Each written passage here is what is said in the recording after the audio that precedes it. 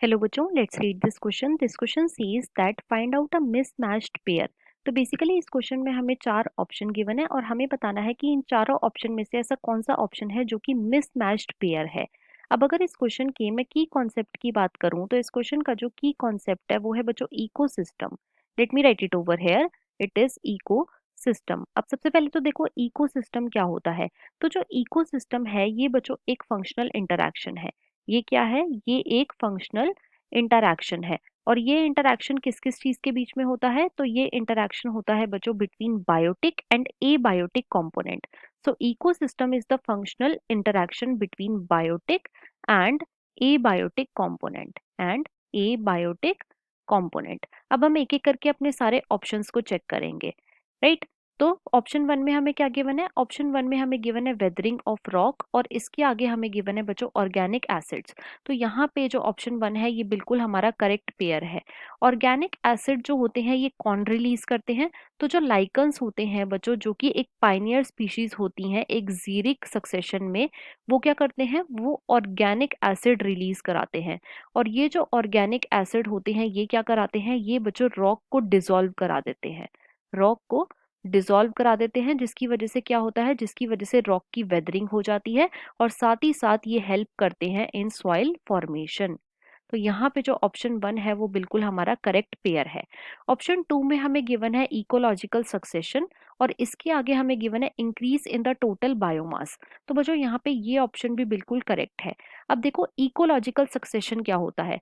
Ecological succession जो है ये बच्चों एक ग्रेजुअल और प्रिडिक्टेबल चेंज होता है। ग्रेजुअल एंड प्रिडिक्टेबल चेंज होता है किसमें? In a species composition. In a species composition in a given area।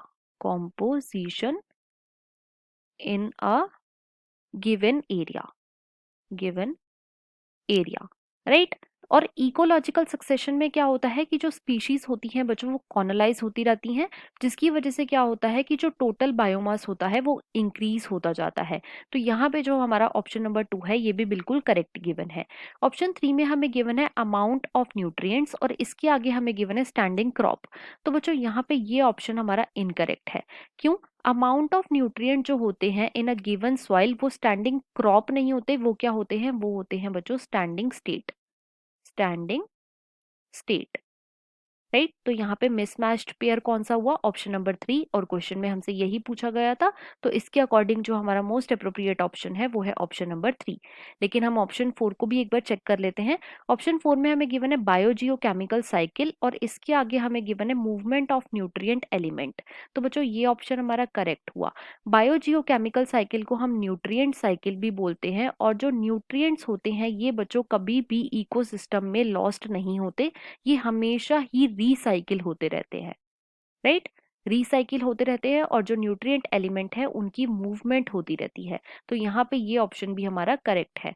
तो हमारा मिसमैच्ड पेयर जो है वो है option number three. So the final answer of this question is option number three. I hope you understood it well. Best of luck.